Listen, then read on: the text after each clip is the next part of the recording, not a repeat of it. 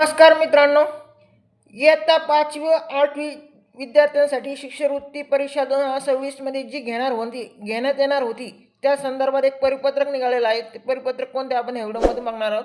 Video बघण्याआधी व्हिडिओला like and subscribe करा.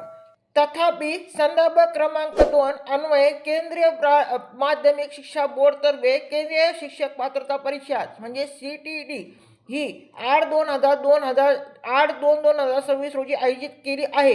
सदर परिषद राज्यातील अनेक प्राथमिक आणि माध्यमिक शिक्षक प्रविष्ट झालेले असल्याने त्यांना सदर परीक्षा देता यावी याकरिता पूर्व उच्च माध्यमिक शिष्यवृत्ती परीक्षा इयत्ता 5वी व पूर्व माध्यमिक शिष्यवृत्ती परीक्षा ही इयत्ता 8वी ये दिनांक 8/2/2026 ऐवजी ती आता 22/2/2026 रोजी घेण्यात येणार आहे असे काल महाराष्ट्र राज्य परिषद पुणे तर्फे सांगण्यात आलेले आहे.